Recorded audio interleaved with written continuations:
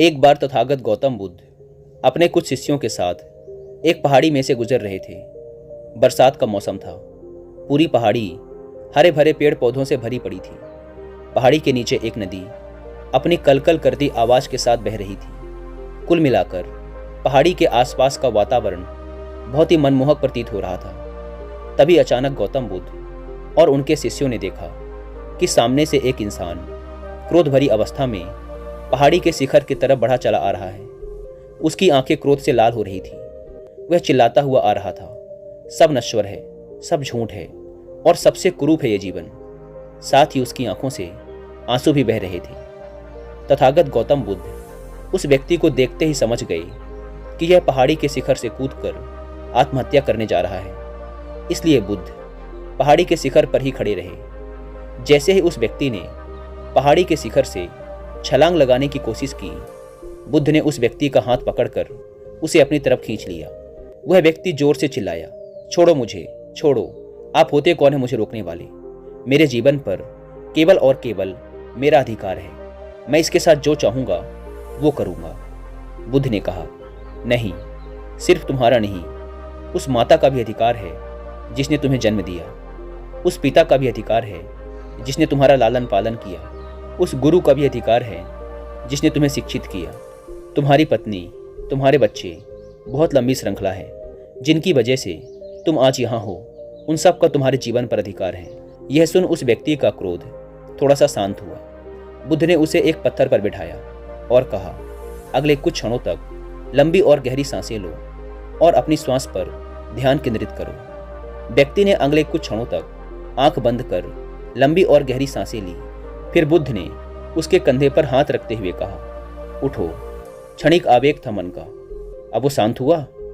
व्यक्ति ने दुखी मन से आंखों में आंसू भरकर कहा, क्षणिक नहीं, मैं इस नगर के सबसे अमीर व्यापारी का बेटा हूं। मैंने अपने जीवन में सब कुछ पाया, सुख, धन, ऐश्वर्य, काम वासनाओं की पूर्ति, लेकिन वो सब क्षणिक था। जब भी अपने अंदर झांक कर देखा, एक गहन अंधकार ही पाया, बहुत ही गहरी पीड़ा पाई और बहुत ही सूनापन पाया। अब तो इस जीवन से कोई लगाव ही ना रहा। अब तो मुझे इस जीवन को जीने का कोई सार ही नजर नहीं आता। यह सुन बुद्ध ने कहा, इच्छा जब तड़पती है तो हमें लगता है कि जब वो पूर्ण होगी तो हम तृप्त हो जाएंगे, परंतु जैसे ही इच्छा पूर्ण होती है हमारा मन फिर से शून्यपन से भर जाता है। जानते हो क्यों?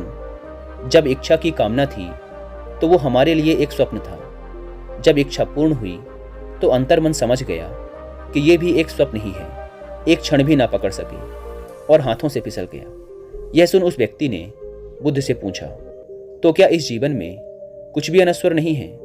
क्या कुछ भी ऐसा नहीं है जो अविनाशी हो, जो हमसे छूट न सके? बुद्ध ने कहा, है। बाहर के सुखों को भोगने की इच्छा को खत्म करो। बाहर भागते रहने से कुछ नहीं होगा। जीवन से घबरा, उससे दूर भागने से भी कुछ नहीं होगा। तुम्हें अपनी जीवन यात्रा अपने अंदर की तरफ मोड़नी होगी, वहीं तुम्हें शांति मिलेगी, ऐसी शांति जिसे कोई नष्ट नहीं कर सकता। उस व्यक्ति ने बुद्ध के सामने हाथ जोड़ लिए और कहा, कौन हैं आप और आप ये सब कैसे जानते हैं? बुद्ध ने कहा, इस जगत के लोग मुझे बुद्ध के नाम से जानते हैं और अभी जिस मार्ग में तुम भटक रहे हो, बरसों पहले मैं भी उसी मार्ग में बहुत भटका हूँ, लेकिन अब मैं इन सब दुखों से ऊपर उठ चुका हूँ। यह सुन उस व्यक्ति ने बुद्ध की तरफ बड़े ध्यान से देखा। बुद्ध के चेहरे का अद्भुत तेज देखकर वह बहुत प्रभावित हुआ। उसने कहा, बुद्ध, मैंने आपसे सुंदर व्यक्ति आज तक नहीं देखा। यह सुन बुद्ध ने कहा, इतने समय से मैं तुम्हारे सामने ही खड़ा था, लेकिन तुम मुझे देख ना सके क्योंकि तुम्हारी आंखें क्रोध में अंधी होकर हर तरफ केवल अंधकार ही देखना चाहती थी।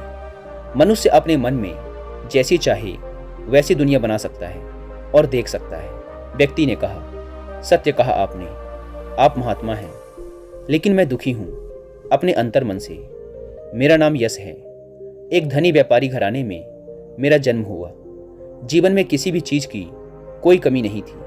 मैंने हर सुख भोगा, अपनी अनंत वासनाओं की पूर्ति करता रहा, पर अंदर ही अंदर मेरा मन घुटता रहा।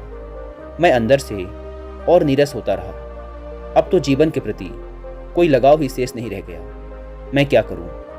बुद्ध ने कहा, कितने मनुष्य हैं जो कि शारीरिक रोगों से पीड़ित हैं, धन के अभाव से पीड़ित हैं, अन्याय से पीड़ित हैं, पर उतने ही मनुष्य मानसिक रोगों से भी पीड़ित हैं। बुद्ध ने पहाड़ी के चारों तरफ इशारा करते हुए कहा, देखो यश, यह दृश्य देखो। उस व्यक्ति ने पहाड़ी के चारों तरफ बड़े ध्यान से देखा। अब तक उसका मन बुद्ध की बातें सुनकर पूरी तरह से शांत हो चुका था। पहाड़ी के चारों तरफ ध्यान से निहारते हुए उसने कहा, वाह, अद्भुत, कितना सुंदर दृश्य है। बुद्ध ने उस व्यक्ति से पूछा, जब तुम कूदने जा रहे थे तो क्यों तुम इस सौंदर्य को नहीं देख सके? व्यक्ति ने कहा, क्योंकि मैं कुछ भी देखने के लिए तैयार ही नहीं था। मैं तो केवल अपने ही दुखों की प्रतिध्वनि देखना चाहता था। बुद्ध ने कहा, अभी भी आसपास का वातावरण वैसा ही है जैसा पहले था, यह बिल्कुल नहीं बदला, लेकिन तुम्हारी आंखें बदल गई और तुम्हें सब कुछ अच्छा लगने लगा, क्योंकि अभी तुम शांत हो, स्थिर हो। किसी भी चीज की अति, फिर चाहे वो सुख की ही क्यों न हो, अंततः वह दुख को ही जन्म देती है। इसलिए मध्य में रहो, तो जो जैसा है वैसा ही दिखेगा। दुख में ना ज़्यादा दुखी हो और सुख में ना ज़्यादा सुखी। हर परिस्थिति में शांत और स्थिर रहने की कोशिश करो।